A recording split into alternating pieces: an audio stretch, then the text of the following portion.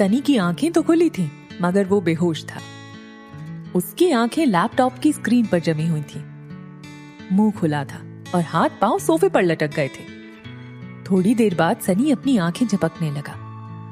उसने अपना मुंह जोर जोर से हिलाया और फिर से लैपटॉप स्क्रीन की ओर देखा। उसके भतीजे आर्यन की तस्वीर अब भी लैपटॉप स्क्रीन पर थी। सनी को इस बात का यकीन नहीं हो रहा था कि दुनिया का नंबर 1 गेमर सनी, जिसका नंबर 1 फैन था, वो कोई और नहीं बल्कि उसका अपना भतीजा आर्यन था। सनी धीरे धीरे होश में आने लगा। उसके हाथ पांव में अब थोड़ी सी हरकत होने लगी। उसने लैपटॉप उठाया। थोड़ी हिम्मत इकट्ठा करके वो सोफे पर से उठा। लैपटॉप हाथ में लेकर वो बिल्कुल धीरे कदमों से आर्यन के बेडरूम की ओर चलने लगा। दरवाजे का लॉक खोलकर उसने दरवाजा सिर्फ आधे से 1 इंच खोला। सनी एक आंख से कमरे में झांकने लगा। सनी की सांसें फूल रही थीं। डर की वजह से उसके चेहरे और पूरे बदन से पसीना टपकने लगा। सनी ने देखा कि आर्यन राइटिंग टेबल पर बैठकर अपना होमवर्क कर रहा था। हिम्मत करके सनी ने दरवाजा थोड़ा और खोला। सनी धीरे धीरे आर्यन की टेबल की ओर बढ़ रहा था। सनी कभी लैपटॉप स्क्रीन की ओर देखता तो कभी आर्यन की ओर। आर्यन कुछ समझ नहीं पा रहा था कि सनी ऐसा क्यों कर रहा है। सनी ने लैपटॉप बंद किया और सीधा जाकर आर्यन के पांव पकड़ लिए। आर्यन अपनी चेयर से खड़ा हो गया। उसने घबराकर सनी से पूछा, चाचू ये क्या कर रहे हो? सनी नीचे लेटे लेटे ही उसे जवाब देने लगा, चाचू मत कहिए सर, आप कौन हो और हम मनुष्य के बीच क्या कर रहे हो? आर्यन को पता था कि सनी काफी अजीब बातें करता है, मगर आज सनी की बातें कुछ ज्यादा ही अजीब लग रही थी। उसने सनी से पूछा, चाचू आप ऐसा क्यों कह रहे हैं? मैंने ऐसा क्या किया है? सनी ने दोनों हाथों से आर्यन के दोनों पांव पकड़ रखे थे। अपनी गर्दन ऊंची की, आर्यन को देखकर कहा, मान गया गुरु। हमेशा शांत और चुपचाप क्यों रहते हो? उसका राज मुझे आज पता चला। पढ़ाई में आपका मन क्यों नहीं लगता है? लोगों से बात करना आपको पसंद नहीं? हमेशा क्यों इस बेडरूम की 4 दीवारी में कैद रहते हो? इस मूर्ख बालक को आज समझ में आया। मैं समझ सकता हूँ इतनी सी उम्र में इस लेवल तक पहुंचने के लिए जो डेडिकेशन और हार्ड वर्क चाहिए वो पढ़ाई के साथ तो नहीं हो सकता। आर्यन ने अपनी चेयर को कस के पकड़ा हुआ था ताकि बैलेंस घुमाकर कहीं वो सनी पर गिर ना पड़े। आर्यन ने हैरान होकर सनी से बार बार रिक्वेस्ट की, चाचू छोड़ दीजिए मुझे, ये आप क्या कर रहे हैं? तभी सनी ने झटके से आर्यन के दोनों पांव छोड़ दिए। अपने घुटने के ऊपर बैठकर सनी ने ठीक अपना मुंह आर्यन के मुंह के सामने लाकर कहा, बाकी सब तो मैं समझ गया, बस गुरु मुझे इतना बता दीजिए कि ये सब आप करते कब हो? बेचारा आर्यन अपनी नाक खुजाते हुए सनी को देख रहा था। आर्यन को जवाब ना देते हुए देख सनी खड़ा होकर बोला, समझ गया मैं, इट्स अ टॉप सीक्रेट। मैं भी वादा करता हूँ आपके सीक्रेट को सीक्रेट ही रखूंगा। Don't worry sweet angel. Sorry, top secret. इतना कहकर सनी ने लैपटॉप उठाया और कमरे के बाहर जाने लगा। दरवाजे तक पहुंचकर सनी ने फिर से मुड़कर कहा, देखो हो तो तुम मेरे भतीजे, बस इतना कहूंगा, अगर इन सब बातों का भैया को पता चला तो पता नहीं वो हमारे साथ क्या करेंगे, मगर इतना याद रखना तुम्हारे हर कदम पर मैं तुम्हारे साथ हूँ। एक आर्मी सोल्जर की तरह सनी ने आर्यन को सल्यूट किया और वहां से चला गया। Presidential suite 2402। अनिका अपनी स्वीट में पहुंची। उसने बेडरूम में जाकर देखा तो हमेशा की तरह रिया अपने कानों में हेडफोन लगाकर टैबलेट पर अपनी गेम्स खेलने में बिजी थी। अनिका ने ड्रॉर से रिया का मोबाइल फोन निकाला, फिर रिया के कान से हेडफोन निकाल कर बोली, बेटा मम्मा का फोन खराब हो गया है, can I use your phone? कल तुम्हें नया दिला दूंगी। रिया ने कहा, ठीक है, यू कैन कीप इट। रिया ने अपने हेडफोन फिर से कानों में लगाते हुए कहा, मेरे पास टैबलेट है, होटल का वाईफाई है, I can stay connected with my world, you can use my phone to stay connected with yours. Riya की बातों से कभी कभी समझ नहीं आता था कि उम्र में उन दोनों में कौन बड़ा है। अनिका ने मुस्कुराकर रिया के गालों पर किस करते हुए कहा, thank you my love. Bedroom से बाहर निकलकर अनिका ने रिया के फोन में अपना सिम डाला। अनिका ने जैसे ही सिम कार्ड डाला उसका फोन बजने लगा। राजलक्ष्मी शायद काफी देर से अनिका को फोन लगा रही थी। अनिका ने जैसे ही कॉल आंसर किया, सामने से राजलक्ष्मी की आवाज आई, where have you been ma'am? मुझे लगता है मिस्टर रोहित मारवा को पता चल गया है कि आप मनाली में हो। बॉलरूम में अनिका को इस बात पर शौक तो लगा था जब रोहित ने लोगों से डॉक्टर अमृता के बारे में पूछा था। अनिका सोचने लगी कि रोहित को कैसे पता चला कि डॉक्टर अमृता मनाली में है। राजलक्ष्मी फोन पर बोली, मैम आई एम श्योर वो आपका मोबाइल ट्रेस कर रहे हैं। It's a very big trap. ये बात सुनते ही अनिका की हंसी निकल आई। उसने राजलक्ष्मी से कहा, राजलक्ष्मी प्लीज, रोहित मारवा इतना बड़ा बिजनेसमैन होकर एक डॉक्टर को क्यों ट्रैप करेगा। अनिका और राजलक्ष्मी की बात चल रही थी तभी कॉल वेटिंग पर गौतम गुलेरिया का फोन आया। स्क्रीन पर गौतम गुलेरिया का नंबर देखते ही अनिका ने राजलक्ष्मी से कहा, मुझे इंपॉर्टेंट कॉल आ रही है, मैं तुम्हें बाद में कॉल करती हूँ। ये कहकर अनिका ने सेकंड लाइन की कॉल एक्सेप्ट कर ली। कॉल कनेक्ट होते ही गौतम की भारी आवाज अनिका के कानों पर पड़ी। मुझे पता नहीं इस बात से तुम्हें फर्क पड़ेगा या नहीं, लेकिन बचपन में मेरी बहन ज्योति ने तुम्हें बहुत संभाला है, इसलिए मैंने सोचा तुम्हें एक बार बता दूं।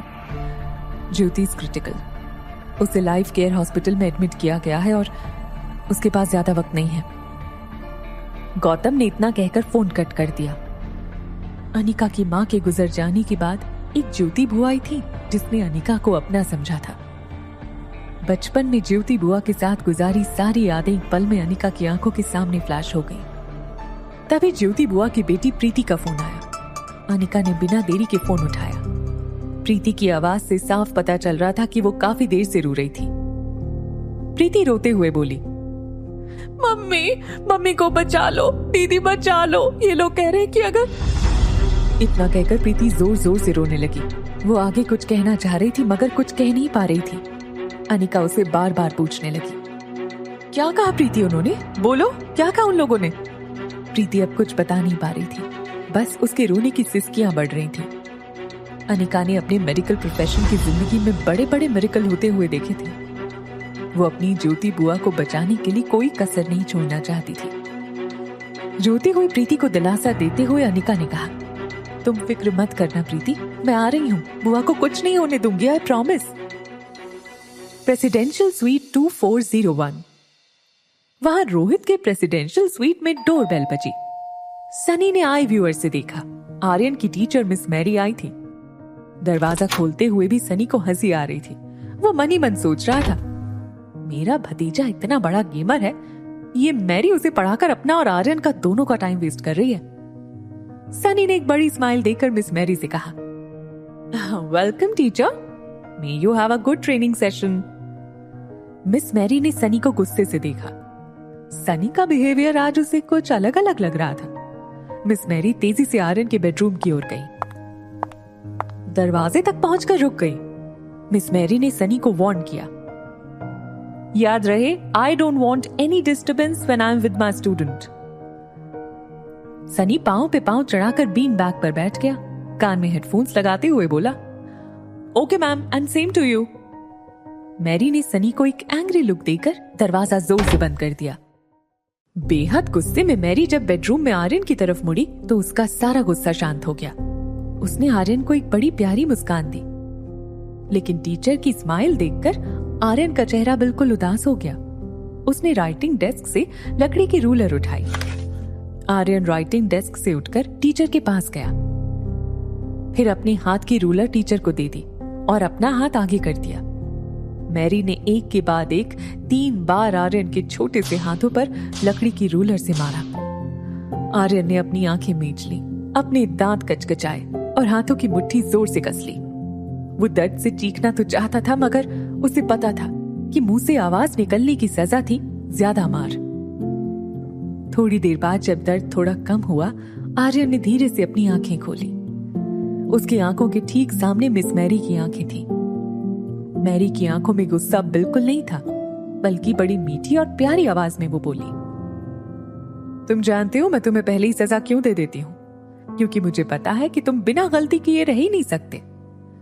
आज की होने वाली गलती के लिए ये तुम्हारी एडवांस सजा थी। चलो जाओ, अब कल दिया गया होमवर्क दिखाओ। आर्यन उंगलियां मसलते हुए अपनी राइटिंग डेस्क के पास गया। उसने अपनी वर्कशीट निकाली और मैरी के हाथ में दे दी। वर्कशीट चेक करती हुई मैरी ने धीरे धीरे अपने एक्सप्रेशंस बदलना शुरू किया और फिर वर्कशीट दोनों हाथों में पकड़कर फाड़ दी।